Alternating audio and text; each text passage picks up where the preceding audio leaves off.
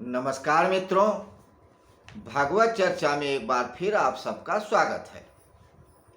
हम लोग भागवत चर्चा में नारद भक्ति सूत्र पे बात कर रहे हैं। भक्ति की जरूरत क्यों है उन लोगों को जो परम सत्य प्राप्त करना चाहते हैं और सहज सरल ढंग से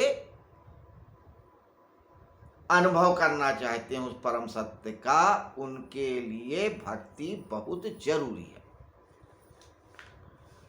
तो चाहे लोक हित हो और चाहे परमार्थ हित हो, दोनों में ही भक्ति बहुत काम आती है।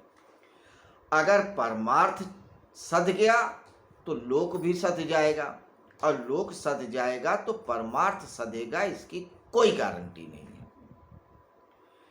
तो परमार्थ बहुत कठिन तरह से सधता है, चाहे हठ योग हो, लय हो, योग हो, ज्ञान योग हो, कोई भी योग हो, सिवाय भक्ति योग के। उसी भक्ति योग पे नारद मुनि ने 84 सूत्र बताए हैं। उन्हीं 84 सूत्रों पे हम चर्चा करते आए हैं। आज हम 43वें सूत्र पे चर्चा करेंगे।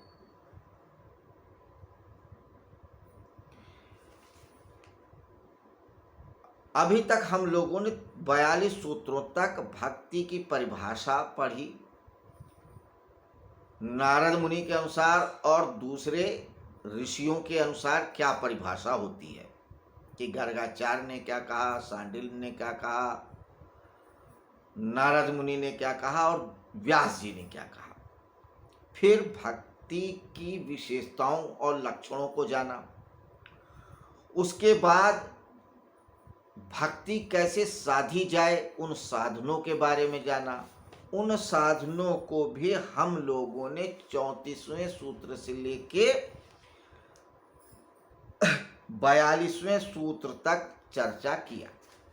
तो 9 सूत्रों पे नारद मुनि ने भक्ति के साधन की बात किया कि भक्ति कैसे साधें। अगर 84 सूत्रों में से ये 9 सूत्र ही 34 से लेकर के 42 तक साध लें तो भक्ति सध जाएगी। यही सार है 9 सूत्र भक्ति सूत्र के, नारद भक्ति सूत्र के। छोटे छोटे सूत्र हैं, अगर कोई व्यक्ति पढ़ना चाहे तो 2 मिनट में पढ़ सकता है। जीवन में उतारना चाहे तो पूरा जीवन ही जा सकता है, लेकिन उतरेगा नहीं। हाँ, अगर समर्पण है, श्रद्धा है, उस परमात्मा के प्रति विश्वास है तो सध भी जाएगा, क्षण नहीं लगेगा। तो आप वेद पढ़ें ना पढ़ें, पुराण पढ़ें ना पढ़ें, उपनिषद पढ़ें ना पढ़ें, नारद भक्ति के 84 सूत्र सारे के सारे पढ़ें ना पढ़ें, मगर 34 से 42 तक के सूत्र जरूर पढ़ें। पढ़ें ही नहीं, उनका अर्थ समझें, भाव समझें और जीवन में उतारें। भक्ति सध जाएगी। भक्ति सध गई, परमात्मा सध गया। क्योंकि भक्त और भगवान में कोई भेद नहीं होता, भगवान श्री कृष्ण ने स्वयं कहा है। तो 9 सूत्र, बस सारा ज्ञान विज्ञान आपके पास होगा, सारा सुख वैभव सब कुछ होगा। और अगर ये सब नहीं है तो परम संतोष तो होगा ही, और परमात्मा तो आपके पास होगा ही। अब परमात्मा का एक नाम ऐश्वर्य भी है, तो परमात्मा आपके साथ है तो सारे ऐश्वर्य भी आपके पास होंगे। तो ये 9 सूत्र ख्याल में रखें। लेकिन इन 9 सूत्रों को जीवन में उतारने के लिए भी कुछ चीजों को ध्यान रखना चाहिए, कुछ बातों को, तभी ये 9 सूत्र जीवन में उतरते हैं। उन्हीं बातों को, उन्हीं तरीकों को या उन क्रियाकलापों को जिनके द्वारा भक्ति के मार्ग में रोड़े आते हैं या भक्ति नहीं सधती है, बता रहे हैं नारद मुनि। तो पहला सूत्र क्या कहता है? पहला यानी कि 43वां, क्या अगर आपको भक्ति साधनी है तो क्या नहीं करना है कि दुह संग सर्वथैव त्याज्य। दुह संग सर्वथा ही त्याग है, यानी कि दुह संग, दुष्टों का संग, जिन्हें परमात्मा पे आस्था नहीं है, जिन्हें सत्य पे आस्था है, जिसे परम प्राणियों से प्रेम नहीं है, वे व्यक्ति दुष्ट हैं। इन दुष्टों का साथ न करें। उन बातों से जिनसे आपका आत्मबल गिरता हो, आपको खुद ग्लानि होती हो, आपको दूसरे बुरे कहते हो, आपको माफी मांगनी पड़े, प्रायश्चित करना पड़े, तो प्रायश्चित करना पड़े, दुख झेलना पड़े और परमात्मा के रास्ते से हटना पड़े, ऐसे कार्य, ऐसे व्यक्तियों का संग ना करें। पहली शर्त।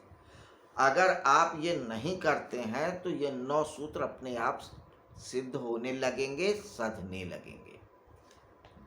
तो ये बात बहुत महत्वपूर्ण है कि बुरे लोगों का संग ना करें, बुरी बातों का संग ना करें। दुह संगा सर्व अथैव त्याज्य, कि दुष्टों का संग सदैव हर तरह से त्याज्य है। किनके लिए? जिनको भक्ति साधनी है। वैसे भी अगर भक्ति नहीं साधनी है तो भी समाज में, देश में अपने लिए अगर सुख और शांति चाहिए तो दुष्टों का संग छोड़ो, दुष्ट बातों का संग छोड़ो। भक्ति सज जाएगी, समाज भी सज जाएगा, लोक भी सजेगा और परमार्थ भी सजेगा। तो नारद भक्ति सूत्र में 43वां सूत्र क्या है? दुह संगा सर्व अथैव त्याज्य, कि दुष्टों का, दुष्ट बातों का, खराब बातों का संग सर्वथा त्याज है। और क्या क्या नहीं करना चाहिए और क्या करना चाहिए कि भक्ति सध जाए, ये हम अगले श्लोक में या अगले सूत्र में देखेंगे।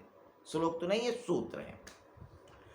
तो लगे हाँ तो ये भी जान लें कि हमारा जितना भी वैदिक वांग्मय है, सनातन धर्म की शिक्षा दीक्षा है, वो 3 तरह से लिपिबद्ध है या बताई गई है। श्लोक में, मंत्र में और सूत्र में।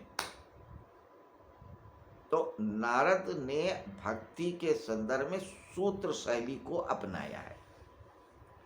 भगवत गीता श्लोक शैली में है और बहुत जैसे दुर्गा सप्तशती वगैरह है वो सब मंत्र में है।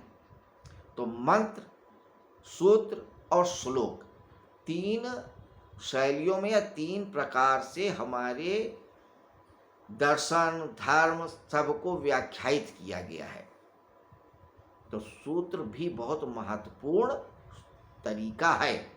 हाँ, सूत्र को थोड़ा डिकोड करना, समझना थोड़ा सामान्य के लोगों में कठिनाई महसूस कराता है, या कठिनता से सूत्रों को हृदयंगम आदमी कर पाता है, समझ पाता है। उसके लिए किसी विद्वान की जरूरत पड़ती है, समझ की भी जरूरत पड़ती है। लेकिन अगर एक बार सूत्र शैली में शास्त्रों को समझने की आदत लग जाए तो फिर कोई शैली पसंद ही नहीं आती सूत्र में, संक्षिप्त में। क्योंकि सूत्र में कम से कम शब्दों में ज्यादा से ज्यादा बात कही जाती है। तो उन्हीं सूत्रों पे हम चर्चा कर रहे हैं। कल 43वें सूत्र पे चर्चा करेंगे। नमस्कार, शुभ रात्रि।